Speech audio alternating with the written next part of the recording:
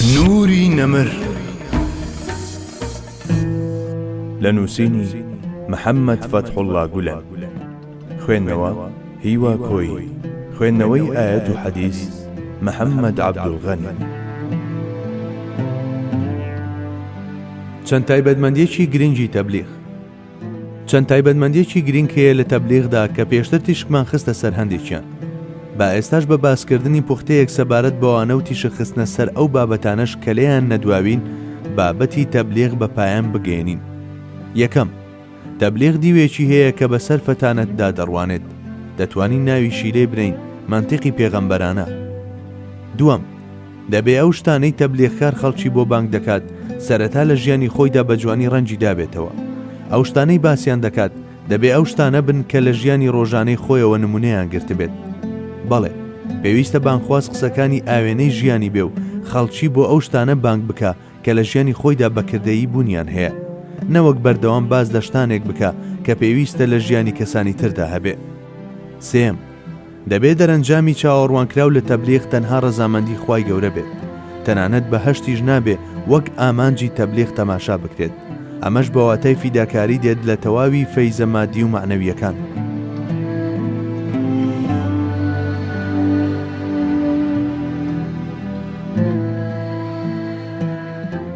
باشناسینی تاکەکان.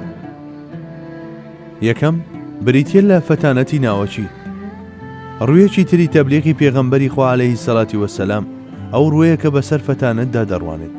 بەڵام دەبێ ئەوە بزانین کە فەتانەت تەنها بریتی نییە لە کایەیەکی مەنتیقی وشک، بەڵکو بریتیە لە پرۆسەیەکی معنەوی وەها کە لە ڕووکەشەوە بۆ قوڵایی ناخ و لە دنیاوە بۆ دوا ڕۆژ درێژ دەبێتەوە. مرۆڤ وەک چۆن خاوەن ڕەهەندێکی عەقڵانیە، وەهاش خاوەنی ڕەهەندی هەست و سۆزە. ئەوانەی تەنها ڕوو بە عەقڵ و مەنتیقی مرۆڤەکان دەدوێن و ژیریان بە تاکە لێکدەرەوەی تەواوی کایەکانی ژیان قبول کردووە، دەبینی تووشی پەرێشانی و بێچارەیی دەبن کاتێک ڕوبەڕووی بچووکترین کەلێن دەبنەوە لە دنیای هەست و سۆزدا.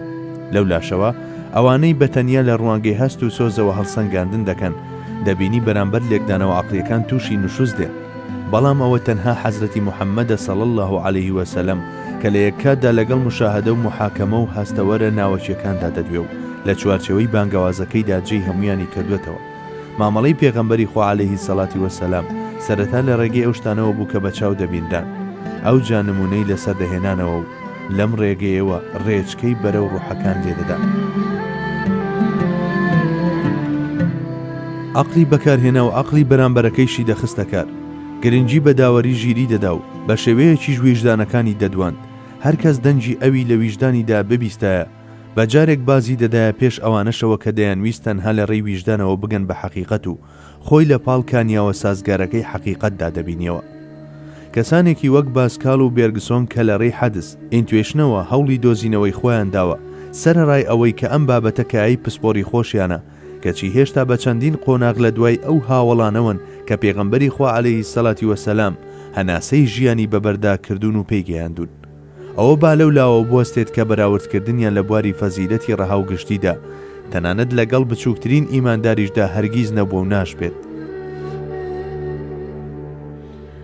بەڵێ، هەروەک چۆن لە هیچ مەیدانێکدا هەرگیزا و هەرگیز ناگەینەوە بە جێپێکانی پێغەمبەری خوا عەلەیهی سەڵاتی وەسەلام، لە بواری فەتانەتیشدا بە هەمان شێوە سەرەتا بە پێشچاوخستنی ڕاستی شتەکان نێارەکانی دەدا بە چۆکدا.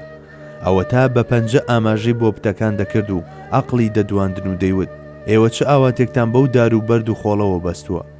دواتریش بە ماهیەتە بێوێنەکەی یان بە پەرجوویەک دەستی ئەو کەسەی دەگرت کە کەمێک پێشتر عەقڵی دواندبوو بەرەو هەرێمی دڵکێشی دەکرد. دواتریش لە سایەی ڕەنگ گرتەیی بە ڕەنجی حوزوری نەبەوی قۆناغێکی تر بەرزی دەکردەوە تا ئەوەی ئوخرەوی بوون لەسەر تاپەی گیانیدا دەنەخشا. با سەیری ڕۆحانی حەزرەتی عومەر ڕەزای خوای لێبێ بە نمونە بهێنینەوە. پێغەمبەری خوا صلی الله عەلەیه وسەلەم بەم شێوەیە لەگەڵی دواوە. بەلامەوە سەیر بوو چۆن کەسێکی خاوەن عەقڵی وەک تۆ لە دەرەوەی بازنەی هیدایەتدا ژیان دەگوزارێنێ. هەرگیز نەدەچوە عەقڵمەوە کە مرۆڤێکی وەک تۆ چاوەڕێی شتێک لەو دار و بەرد و خۆڵە بکات. پێشەکی لەم قسانەدا نرخاندن و ڕێزلێنانی حەزرەتی عومەرمان بەرچاو دەکەوێت. ئەمە سەرباری ئەوەی کە مامەڵەیەکی ڕێزدارانەش لەگەڵ مەنتیق و ژیریدا کراوە. لەم ڕێژەوە پێغەمبەری خوا صلی الله عەلەیه وسەلەم لە ڕۆ مەنتیقەکەوە بە تەواوی مانا حەزرەتی عومەری بەدەستێناوە. بە دوایشدا بە شێوازە بێوێنەکەی خۆی کە لەوەتەی هەبووە کانگای متمانە و دڵنیایی بووە چووەتە دڵیەوە. لە قۆناقی سێمیشدا قوڵی بەندایەتیەکەی ئەوی گەیاندە ئاستێک، ئەو عومەرەی جاران وشترانی دەنایە ژێرباڵی و دەیدان بە زەویدا و ئێستا لە بەردەم پێغەمبەری خوادا صلی الله عليه وسلم بە ئەدەبەوە چۆچی داداوە و بۆ نواندنی ڕێزی شایان بەرامبەر ئەو سەروەرە وەک شۆڕەبی خۆی چەماندوێتەوە. بەر لە کۆتایی هاتنی ئەم بڕگەیە نمونەیەکی بەرجەستە دەهێنینەوە و دەچینە سەر لایەنەکانی تر. گەنجێک دێتە خزمەتی پێغەمبەری خوا صلی الله عليه وسلم. هاوڵان بەڕاشکاوی ناوی ئەم گەنجیان نەبردووە، بەڵام بە یەخستنی چەند ڕیوایەتێک دەگەینە ئەو ئەنجامەی کە ئەو گەنجە جولەیبی بووە ڕەزای خوای لێبێ. ئەم گەنجە دێتە حزوری پێغەمبەری خوا و دەڵێت: ئەی پێغەمبەری خوا، مۆڵەتم بدە زینا بکەم، چونکە بەڕاستی توانای خۆگرتنەوەم نییە. بێگومان کاردانەوەی ئامادەبوانی مەجلیس جۆرا و جۆر دەبێت. هیوایان تێدا بوو دەیویست دەمی بگرێت و ئاماژەی ئەوەی بۆ بکاتکە تۆ چۆن لە بەردەمی پێغەمبەری خواداوەها قسەیەک دەکەیت. لەو لاشەوە یەکێکی تر چمکی کراسەکەی بەری ڕادەکێشاو، یەکێکی تریش گوڕی دەخواردەوە لی بدات. لەم نێوەندەدا تەنها کەسێک کە دەنگ ناکات و چاو لە هەموو شتێک دەپۆشێت پێغەمبەری بەشان و شەوکەت و کانیاوەکەی شەفەقەت و بەزەیی دەبێت. گوێی لێ دەگرێ و دواتر بانجی دەکاتە لای خۆی و دای دەنیشێنێ. خواردنیا ئەم تۆزە مامەڵەیە بەس بوو بۆ ئەوەی ئەو گەنجە مەست بکە. ئینجا لی دەپرسێت: ئایا ڕازی دەبوویت گەر کەسێک هەمان کاری لەگەڵ دایکت ئەنجام بدایە؟ گەنجەکە لە وەڵامدا دەڵێ: دایک و باوکم بە فیدات بن پێغەمبەری خوا، نەخێر هەرگیز ڕازی نەدەبوو. پێغەمبەری خوا دەفەرمێ: دەی هیچ کەسیش ڕازی نییە کاری وا لەگەڵ دایکیدا بکرێت. ئەیە گەر کچێکت هەبوایە ڕازی دەبوویت کاری وای لەگەڵ بکرێت؟ گەنجەکە دەڵێ: گیانم بە فیدات پێغەمبەری خوا، نەخێر هەرگیز ڕازی نەدەبوو. اینجا پێغەمبەری خوش دەڵێ: دەی هیچ کەسێکیش بە کارێکی وەها ڕازی نابێت بۆ کچەکەی. ئەی ڕازی دەبوویت کارێکی وەها لەگەڵ پورت ئەنجام بدرێت؟ گەنجەکە دەڵێ: نەخێر پێغەمبەری خوددا، ڕازی نەدەبوو. پێغەمبەری خوا دەڵێ: ئەی ڕازی دەبوویت کەسێک لەگەڵ خوشکەکەت ئەو کارە ئەنجام بدات؟ گەنجەکە دەڵێ: نەخێر هەرگیز ڕازی نەدەبوو. وە کۆتا قسەی پێغەمبەرمان دەکەواتە باش بزانە کە هیچ کەسێکیش نییە ڕازی بێ بەوەی کارێکی وا لەگەڵ دایکی، کچی، پوری یان خوشکی ئەنجام بدرێت. بەڵێ، بەم گفتوگۆ مەنتیقیە پێغەمبەری خوا صلی الله عليه وسلم ئەم گەنجەی خستە مشتیەوە و دەدوت لەسەر تەختەی مرد و شۆر پاڵی خستووە و وەک مردووی لێ کردووە. ئیتر هەر شۆردنی مابوو. ئەو جا دەستی مبارەکی دەخاتە سەر سینگی گەنجەکە و ئەم دوعایی بۆ دەکات: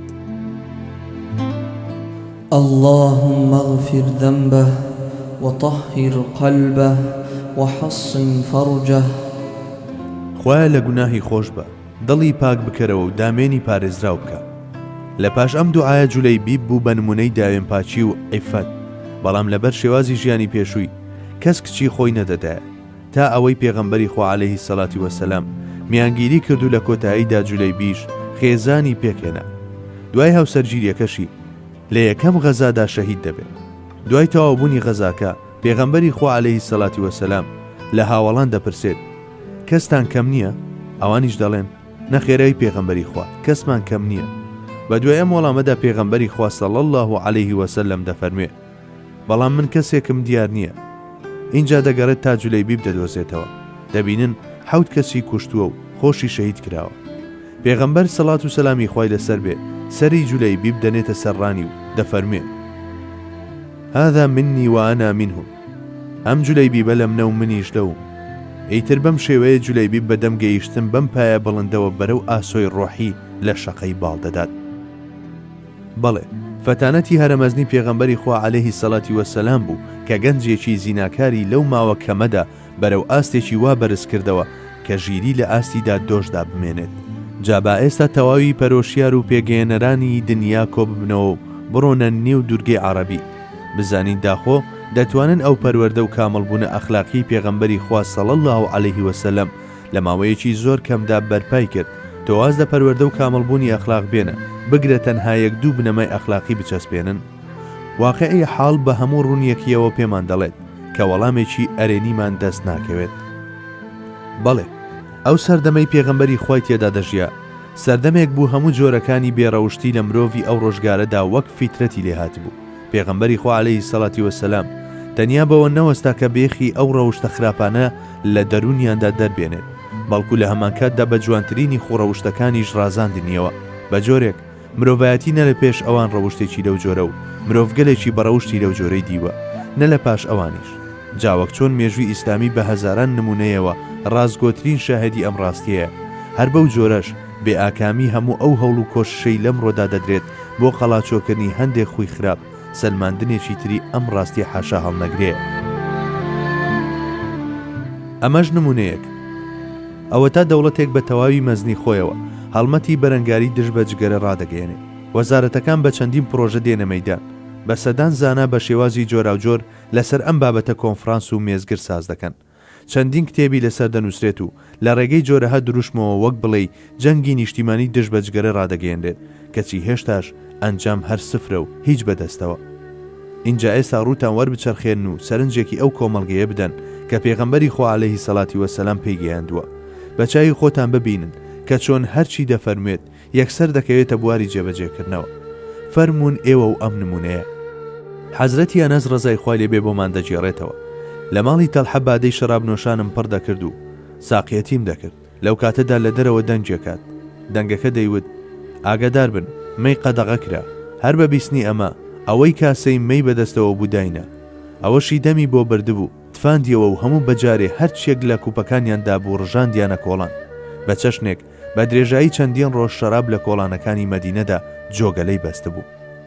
بەڵێ ئەو پێغەمبەرە مەزنە عەلەیهی سەڵاتی وەسەلام هەموو ئەم کارانەی بەسەرکەوتووی ئەنجام داوە. ئەوانەش کە چاویان بەرایی نایەت نیوەی دوورگەی عەرەبیان پێشان دەدەین و پێیان دەڵێن فەرموون ئێوە لە ملیۆنێکدا یەکی ئەو کارانە ئەنجام بدەن کە پێغەمبەری خوا صلی الله عەلەیه وسەلەم ئەنجامی داوە هەرگیز بۆتان ئەنجام نادرێت. نوری نەمر